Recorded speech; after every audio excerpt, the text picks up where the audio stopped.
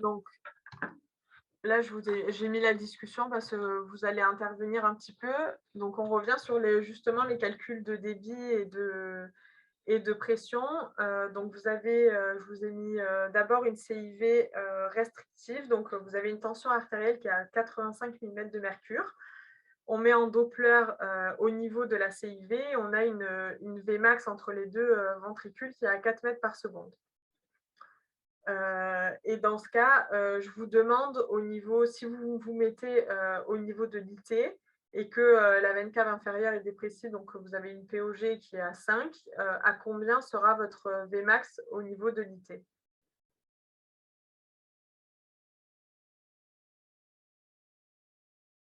Je ne sais pas s'il y a quelqu'un qui veut se lancer.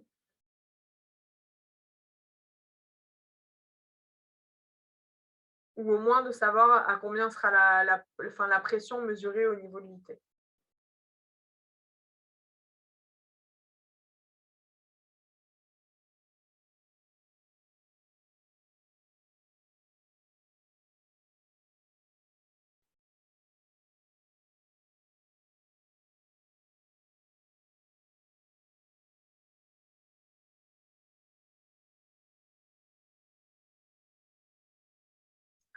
Alors du coup, je vais expliquer à tout le monde. Donc vous avez votre Vmax qui est à 4 mètres par seconde. Donc pour estimer la pression, vous allez utiliser donc, votre différentiel. Vous allez avoir donc 4 mètres par seconde. Ça veut dire que la pression, enfin, vous allez faire 4 fois V au carré, donc 4 fois 4 au carré. Ça va donner 64. Donc ça, c'est votre différentiel entre les deux. Pour savoir combien est la pression au niveau du ventricule droit, vous allez faire la pression du ventricule gauche moins donc 4 fois V au carré. Donc on aura 85 moins 4 fois V au carré, ça fait moins 64. On aura au niveau du ventricule droit une pression de 21 moins les 5 de la POD, ça fera 16 mm de mercure. Est-ce que ça va?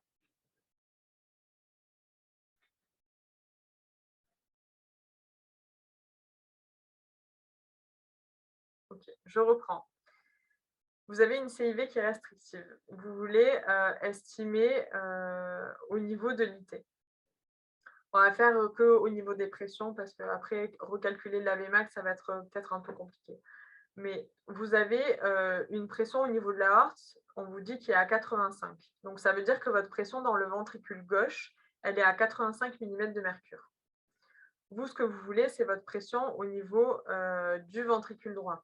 Donc vous allez faire la pression dans le ventricule gauche moins 4 fois la vitesse au carré. Ce qui va donner, quand on fait 4 fois 4 au carré, ça nous donne 64. Jusque-là, ça va? Donc, on aura au niveau du ventricule droit, les 85 moins 64, on aura 21 mm de mercure.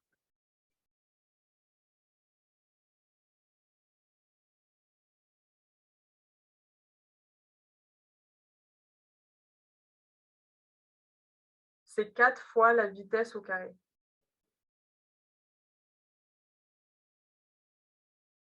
C'est pour le calcul de votre gradient de pression, c'est 4 fois la vitesse au carré.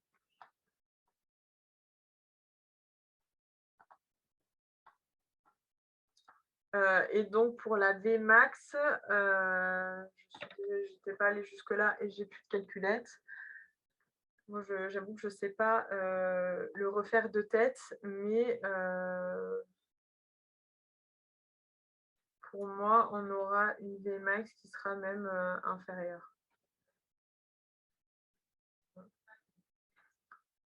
Et après, vous faites pareil au niveau du canal artériel.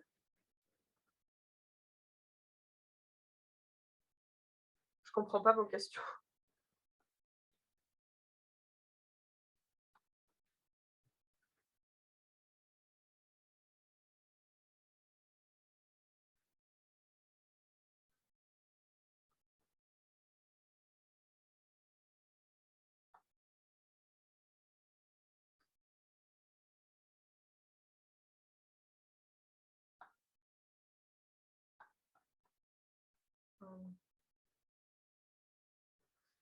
Ouais, je vais essayer. Alors, je sais qu'on peut faire annoter. Non, c'est pas ça. Dessiner.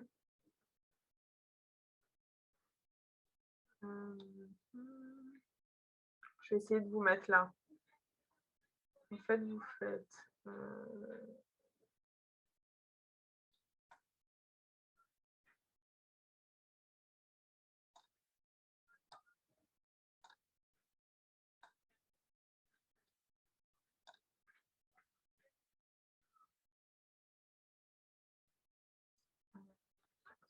Alors, attendez, j'y arrive pas.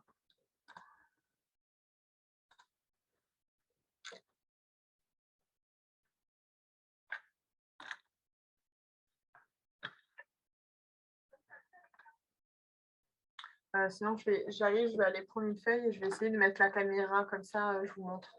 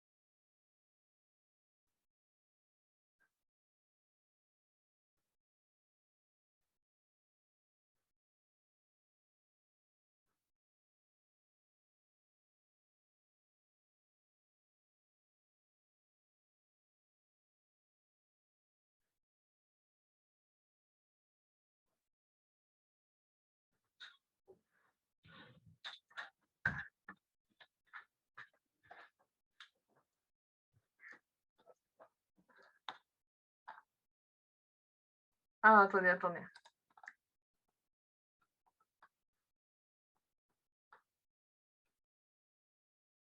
Je lis vos réponses, hein, j'arrive.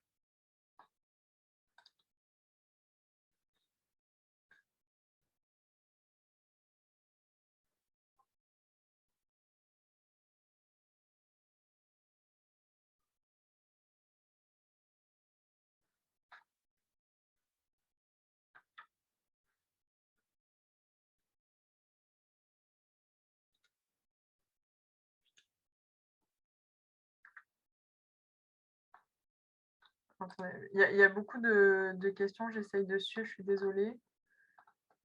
Est-ce que vous avez compris ou est-ce que vous voulez que je remette encore la diapo de Bernoulli ou l'équation de Bernoulli?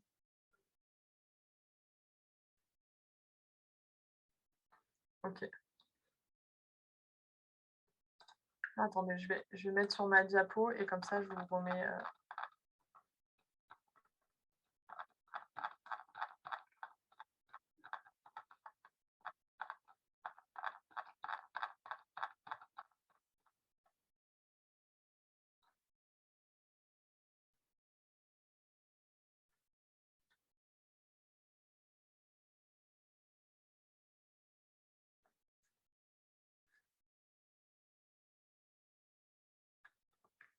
Oui, l'OD est estimé à 5 devant une veine cave inférieure dépressible.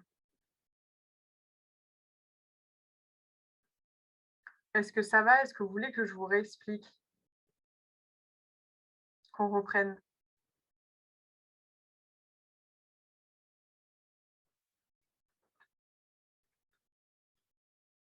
Ok. Donc, on va reprendre. Donc, votre différentiel de pression entre les ventricules, quand il y a une CIV, on se met en Doppler continu sur la CIV et c'est équivalent à 4 fois V au carré. D'accord? Ici, on a une vitesse qui est à 4 mètres par seconde. Donc, on fait 4 au carré, ça fait 16, fois 4, ça fait 64. D'accord? Attendez, je vais essayer de vous écrire. Voilà.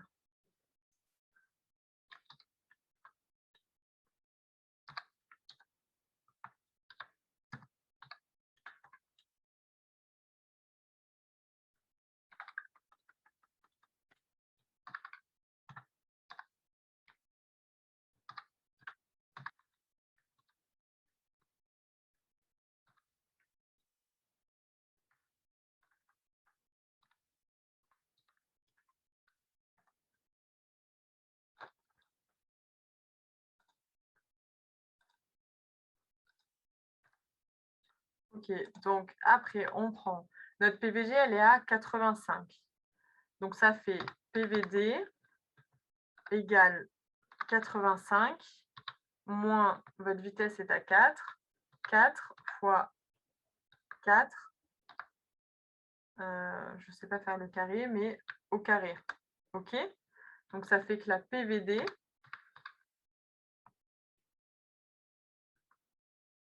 est, oui, pardon, est égale à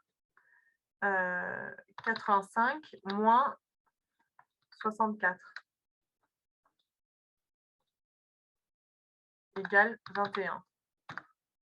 OK?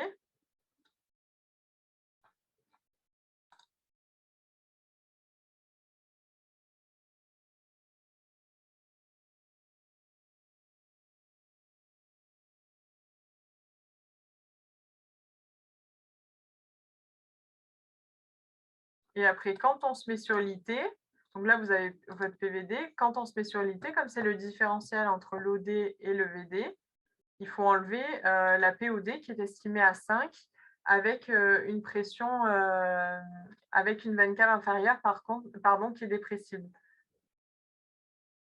OK?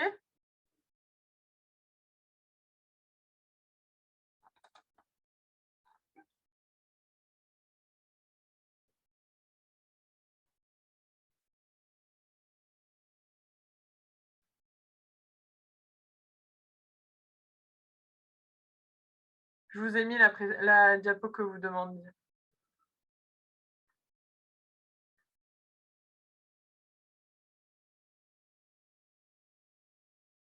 Ça va, c'est bon pour ça?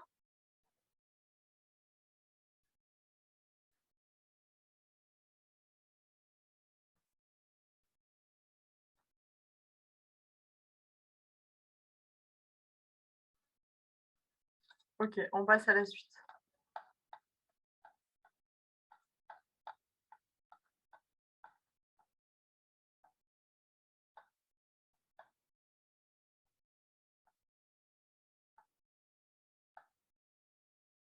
Donc, de la même manière, mais là, vous allez tous savoir me répondre. On a un canal artériel avec cette fois une tension qui est à 75. Et donc, on se mesure entre le flux de l'aorte et de la paix, donc au niveau du canal. Et vous avez 3,5. Alors là, c'est un peu plus différent parce que ça dépend de la taille du canal, enfin la longueur du canal, vu que c'est un tube.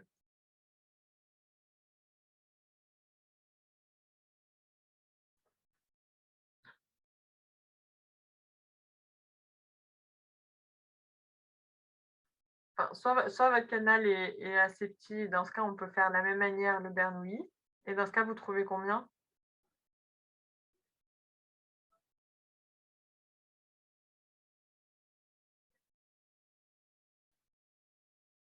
C'est ça.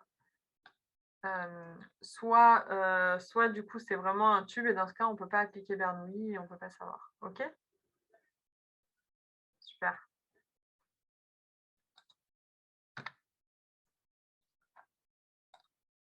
Débit-volume. Débit pulmonaire, débit systémique, pardon. Donc, vous considérez que la fonction d'hématose est normale et que le débit systémique est normal. Dans ce cas, quel serait votre QP-QS pour une CIV périmembraneuse, sachant que la saturation pulmonaire est à 85%?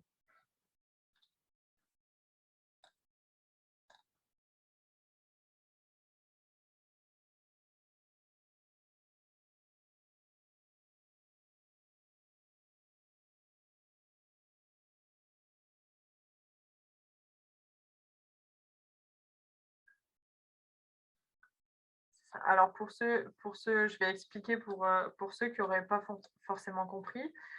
Donc votre formule, je vais vous l'écrire encore dans la discussion, comme ça sera plus simple. C'est donc la saturation dans l'aorte moins la saturation dans la veine cave. Donc c'est l'extraction pulmonaire qui est égale à 30 quand l'hématose est normale, d'accord? Et tout ça, c'est divisé par la saturation dans les veines pulmonaires moins la saturation dans la P. Et donc ici, ça va être 100 moins 85. OK? Et donc 100 moins 85, c'est égal à 15. Et du coup, on fait 30 divisé par 15. Effectivement, c'est égal à 2. Ça vous va? Vous avez compris? OK. Et donc, dans le tronc artériel commun,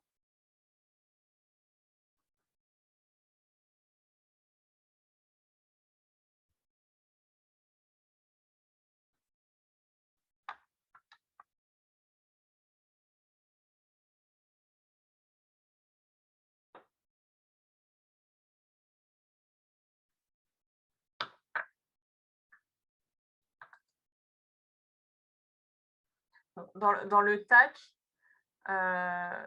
TAC, c'est la même chose. En fait, vous allez pouvoir estimer votre pression pulmonaire par la pression aortique, la saturation pulmonaire par la saturation aortique, parce que le tronc artériel commun, c'est une cardiopathie à sang mélangé, donc la saturation dans l'aorte est égale à la saturation dans la P. Donc on aura toujours 1. OK? Toujours 2, pardon, de QPQS.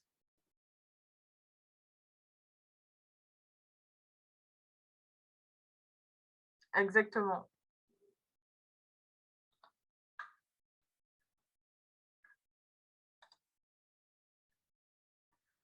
Je passe à la suite. Donc, on a un nouveau-né de 3 jours qui a un souffle systolique, une tension qui est à 80 et vous faites l'échographie et donc il a une CIV périmembraneuse qui fait 6 mm, qui chante en gauche-droit avec une Vmax à 1,2 m par seconde. Est-ce qu'il y a de l'hypertension pulmonaire? Comment la chiffrer? Et quel traitement vous pouvez donner? S'il y a quelqu'un qui veut rallumer son micro pour répondre, c'est possible aussi.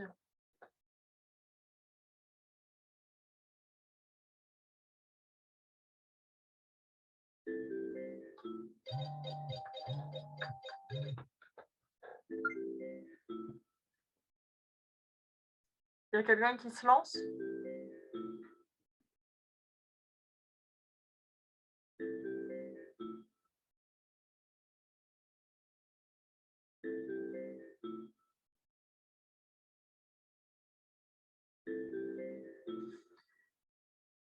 Oui, c'est ça.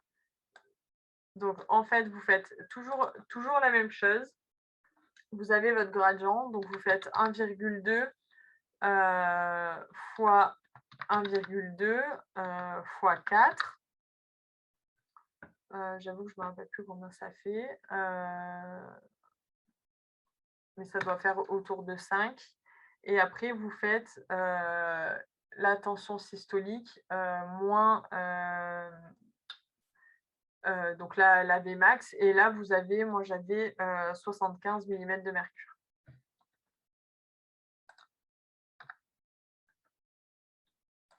Et donc, qu'est-ce que vous pouvez lui donner en traitement?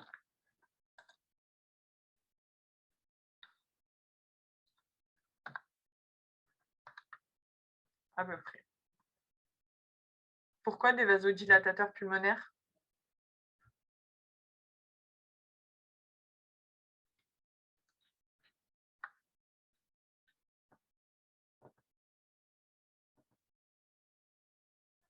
Pourquoi tu ne peux pas la fermer?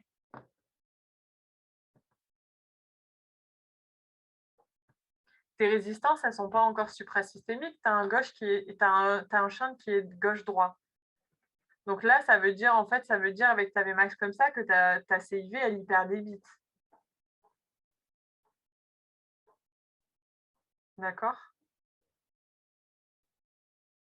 En fait, là, c'est une CIV qui est large, qui hyperdébite, mais qui est toujours gauche-droit. D'accord? Donc, en fait, ce qu'il faut traiter, c'est l'hypertension, enfin, c'est les signes d'hyperdébit. Il est à 3 jours de vie, donc il va falloir attendre un petit peu. Donc, d'abord, on va d'abord traiter son hyperdébit pulmonaire de façon médicale exactement. Et après, on va voir en fonction de comment évoluent les pressions. Effectivement, il faudra après aller la fermer si elle se restreint pas toute seule. OK. Et donc pour ça, je vous ai dit, le traitement de l'hyperdébit pulmonaire, c'est principalement l'enrichissement alimentaire. OK. Et après, on peut augmenter la viscosité. Donc pour ça, on peut donner du fer ou le transfuser si l'hémoglobine est basse pour avoir un objectif d'hémoglobine autour de 15 ou 16 et plus ou moins des diurétiques. OK.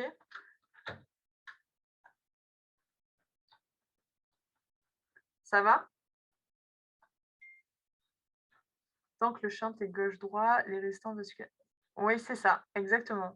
Tant que le shunt il est gauche-droit, ça veut dire que tes résistances vasculaires pulmonaires, elles sont infrasystémiques, même si tu as de l'HTAP. Hein? Non, pas encore. Hein? Je vais me bouger. Ok. Avec la transfusion, il ne va pas décompenser. Non, il ne va pas décompenser avec la transfusion. Tu vas augmenter ta viscosité sanguine et ça va diminuer ton shunt. Est-ce que n'est-ce pas un risque embolique avec l'hyperviscosité? Pourquoi il y aura un risque embolique Tu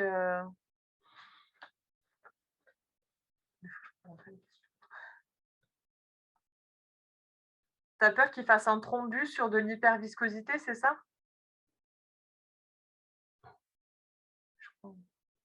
Oui, mais non, on peut pas faire. Oui. Oui, mais non, non, ça arrive pas, non. C'est pas possible. Pour déterminer le sens du shunt, on le détermine uniquement avec le Doppler couleur. Oui, tu mets ton Doppler couleur et tu vois dans quel sens ça chante exactement.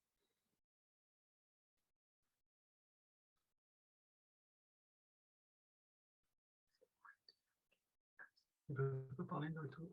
Bah, j'aurais dit, sinon d'allumer le micro, mais... Ouais. On avance à la suite?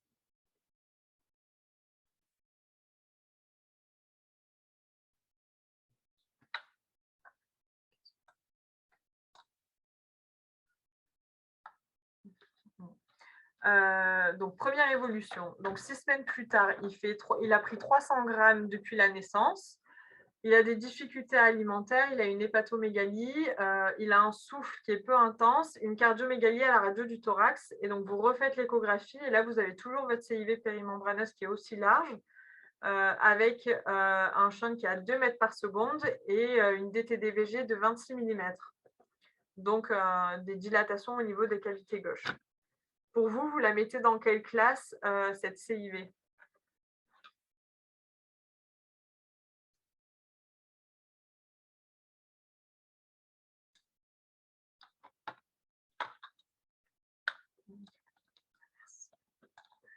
Pourquoi classe 3?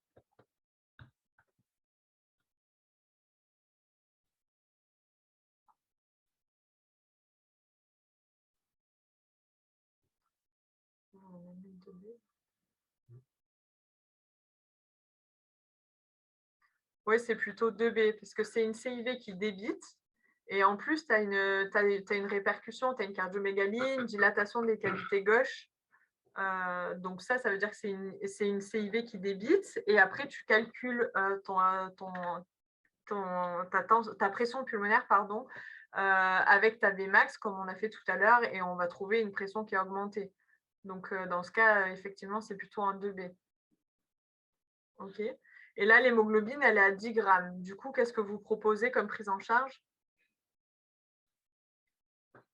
Donc, c'est comme on l'a dit tout à l'heure, soit vous mettez du fer pour essayer d'augmenter, soit vous le transfusez un bon coup pour augmenter l'hémoglobine plus rapidement.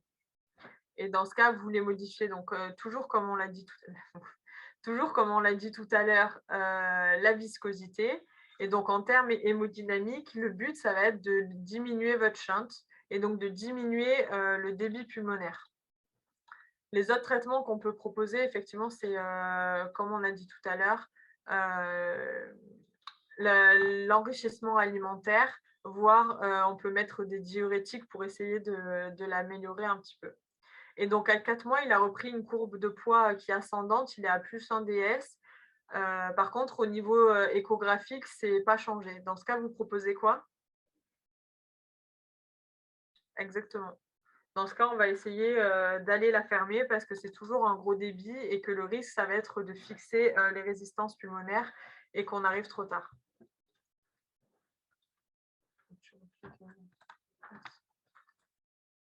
Donc, les évolutions différentes. Donc, 5 mois plus tard, il est complètement asymptomatique. Vous refaites l'écho et là, au lieu d'avoir 6 mm, la CIV, elle en fait plus que 1,5. Vous avez une Vmax à 4 mètres par seconde et un VG qui n'est pas dilaté. Dans ce cas, vous le mettez dans quelle classe hémodynamique?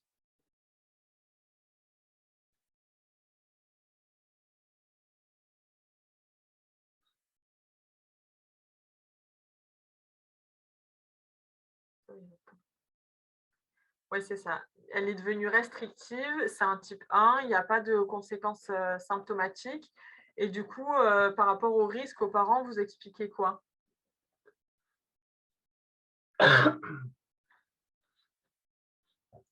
Oui, ça va être les endocardites et toujours à titre exceptionnel, l'insuffisance aortique, tout ça.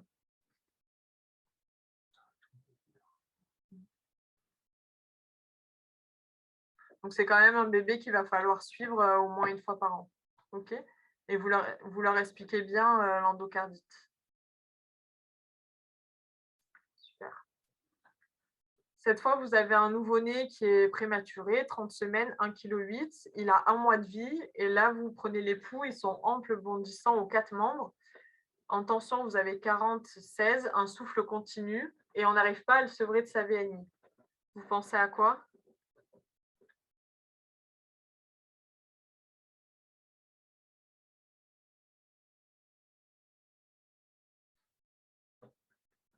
Ouais, on pense directement au canal artériel. Et du coup, en traitement de première intention, vous allez proposer quoi?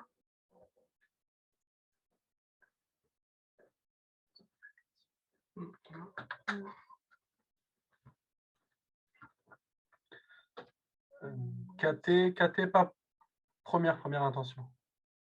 Ça. En première intention, on va faire plutôt ibuprofène ou paracétamol.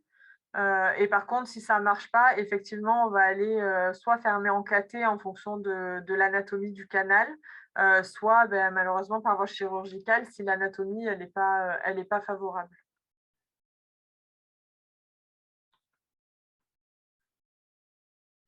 Même l'âge de moi, le traitement médical.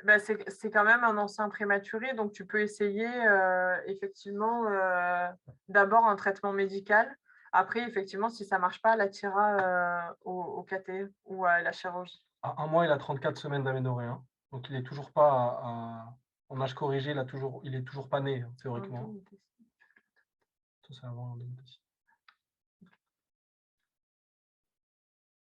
Normalement, oui. Enfin, en général, ils essayent, mais paracétamol, c'est plus souvent chez les tout petits, enfin les plus prémas, et après, ils essayent de faire ibuprofène si le paracétamol, ça marche pas. En tout cas, chez nous, en néonat ici, c'est ce qu'ils font.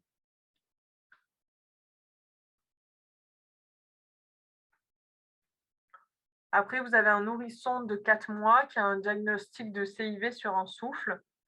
Et dans ce cas, si vous retrouvez une CIV musculaire de 2 mm qui est très restrictive avec un enfant asymptomatique, vous allez lui proposer quoi comme prise en charge? Les deux au même moment. Pour les deux, tu parles de paracétamol et ibuprofène? Non, c'est l'un après l'autre. Non, on fait l'un puis l'autre.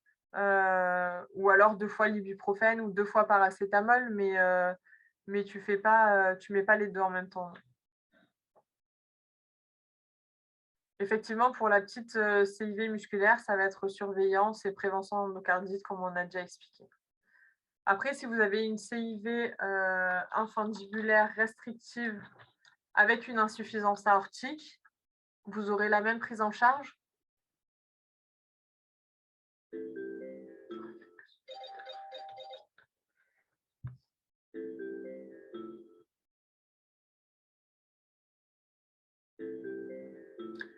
Oui, c'est ça. Cette fois, on va plutôt aller la fermer parce qu'il y a déjà une complication, de la CIV.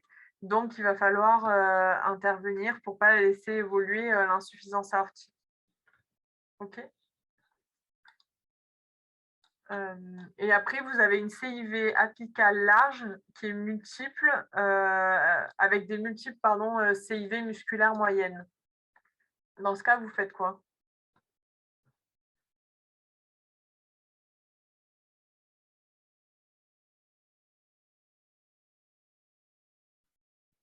Pour la sévérité de l'insuffisance aortique, en général, à partir du moment où il y a une insuffisance aortique qui apparaît sur une CIV, on va aller la fermer.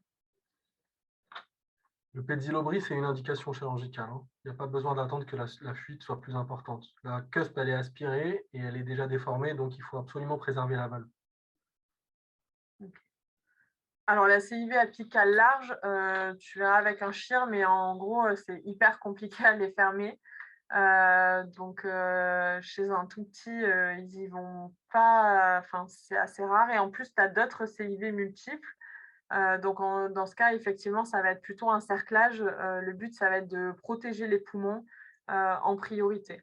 Et après, il faudra se poser la question avec les chirurgiens en fonction des images, est-ce que c'est vraiment fermable ou pas? Si vraiment il y a trop de CIV, qu'elles sont trop larges, malheureusement, on ne pourra pas les fermer. Il faudra envisager après, pourquoi pas un programme univentriculaire si on sait qu'on ne pourra jamais les fermer. Soit on se dit qu'on peut se laisser le temps et voir un petit peu, réévaluer après, si jamais il y a un geste qui est faisable. Mais là, dans l'urgence, enfin dans la période, petite enfance, ça va être effectivement d'aller faire un cerclage pour protéger les poumons.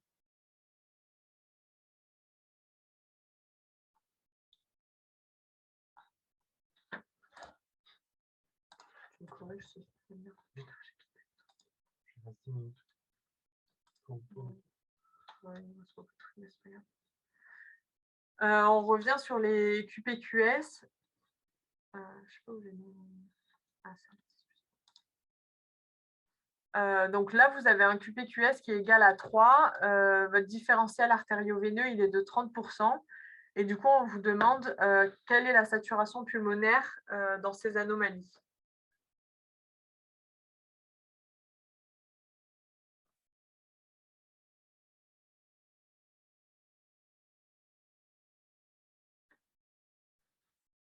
N'hésitez pas à prendre une feuille et un stylo, hein. Je vais tout écrire. Allez, pardon, si on t'écrit là, tu peux. Ouais, mais il n'y a pas la webcam. T'as pas la webcam? Ah si, il m'a enregistré depuis tout à l'heure. Oui. Ah merde. Bah, si tu peux activer. Non, je n'ai pas activé la vidéo. Oh. Je viens pas me voir.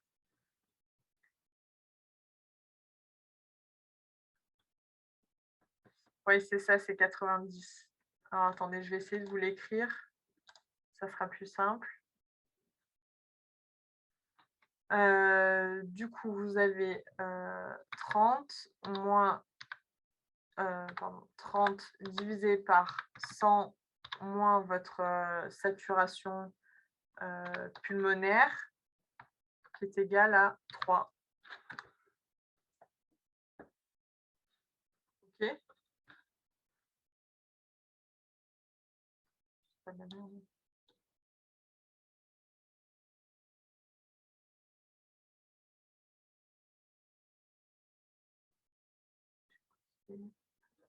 C'est de la merde, non?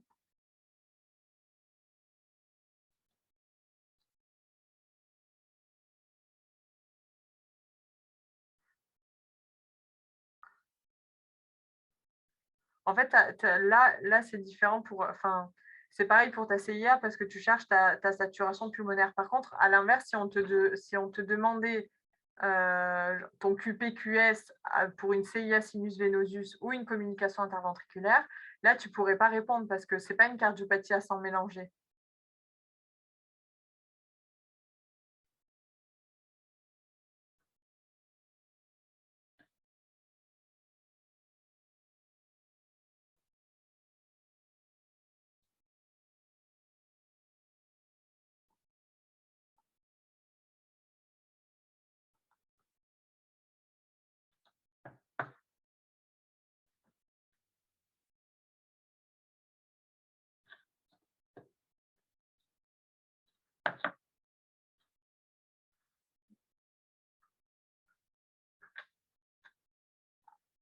Je vais vous l'écrire sur une feuille, ça va être plus simple.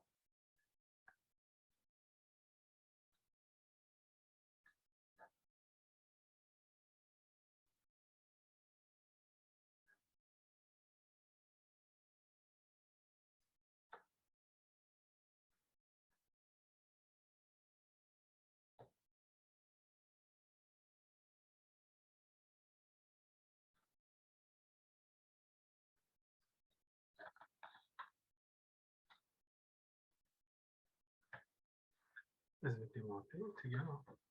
Ah, c'est 90. AP égale à 30. Ouais, c'est ça. C'était ça, mes trucs. Ouais, donc si tu as 3, tu as 100% dans les aortes. Ça fait 90%. Enfin, ton QPQS, on te dit qu'il est à 3 normalement. Ben, pour la communication interventriculaire, il va être obtenu par KT. Pour ton 3 artériel commun, tu peux le faire en écho. Et pour ta CIA sinus venosus, ça va être aussi en KT. Mais là, c'était principalement pour des calculs de shunt. Mais effectivement, ça sera 90, comme a dit votre collègue plus haut. Parce que On remet la formule, ça va être plus simple. je vous remets pardon, la formule en bas, mais en gros, vous aurez les 30% de différentiel artério-veineuse. Donc ça fait VP moins AP. C'est aorte moins veine cave, divisé par dans les veines pulmonaires, moins ce que vous avez dans la P, est égal à 3.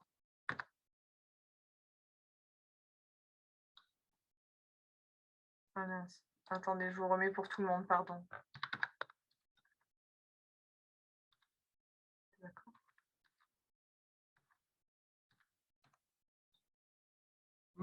Ok. Aorte moins SVM, 30 divisé par VP moins AP. Donc, tu as 3 divisé par 30. C'est ça. Ça fait 0,1. Et après 0,1, 10. Et donc AP, 30. Donc ça fait votre... Oh, c'était pas qu'il avait mis là en fait. Ouais. 3 divisé par 100. Quoi. Ça fait 100 moins AP est égal à 10. Donc, ça de pulmonaire est égal à 100 moins 10, 90. Les AP, c'est égal à 100 moins 10.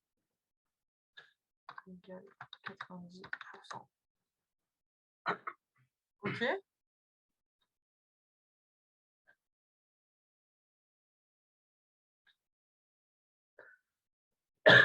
Super.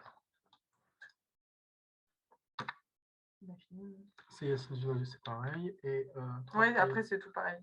Et 3 rectangles communs, il faut juste mettre sa aorte égale sa P. Vous avez une persistance de canal artériel chez un nourrisson de 8 mois qui a un petit canal de 2 mm qui est restrictif et qui a des signes d'hyperdébit modéré. Vous allez faire quoi?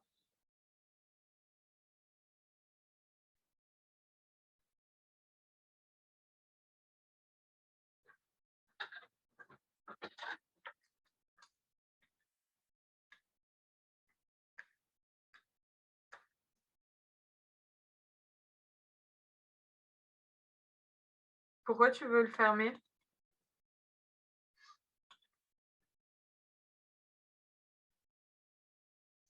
Alors, c'est un petit canal qui est restrictif, qui a bien sûr des signes d'hyperdébit modéré, mais le bébé, il a que 8 mois. Et un canal, on sait qu'il peut encore se fermer au moins jusqu'à 1 an, voire parfois jusqu'à 2 ans.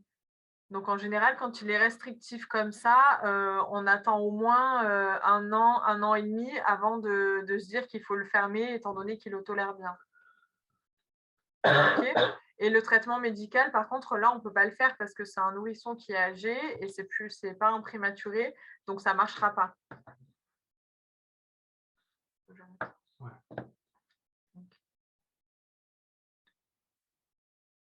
À l'inverse, vous avez un nourrisson qui a 2 mois avec un gros canal de 5 mm qui n'est pas restrictif et qui a des signes importants d'hyperdébit. Donc là, effectivement, on va aller le fermer. OK. Exactement. Donc, normalement, 5 mm, effectivement, on peut le fermer en percutané. OK. Et le dernier, donc cette fois, vous avez une jeune femme qui a 36 ans, qui a un canal artériel qui fait 3 mm et qui est cyanosée aux membres inférieurs. Vous allez aller le fermer.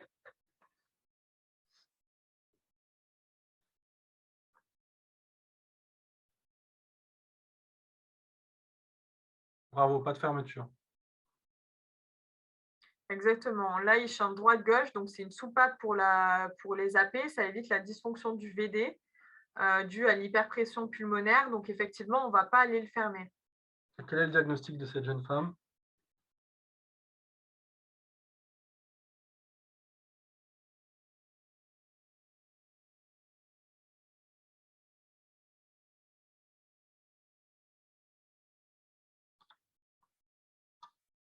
Exactement. Très bien. Eisenmenger. Pour le traitement médical, pour moi, c'est que pour les enfants qui sont prématurés, principalement jusqu'à l'âge corrigé, voire un peu avant. Mais là, un nourrisson de 8 mois qui en plus est né à terme, on sait que ça ne marchera pas. Il n'y a plus de récepteur.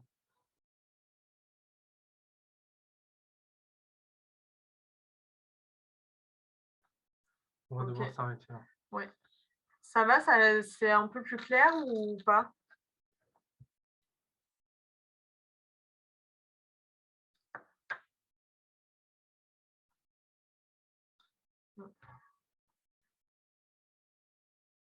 Non, chez le nouveau-né, normalement, chez le nouveau-né à terme, on ne fait pas de traitement médical, ça ne marche pas. Il n'y a plus les récepteurs pour les traitements. Voilà, c'est par rapport à l'histologie du canal que je vous ai expliqué tout à l'heure, au niveau des récepteurs, au niveau de l'endothélium. Si on peut avoir le cours. Oui, on va vous envoyer le cours. Oui, oui. Pour lequel la jeune femme... Oui, bien sûr, quand elle était jeune et que le shunt était encore gauche-droit, elle aurait pu avoir une fermeture du canal artériel, effectivement.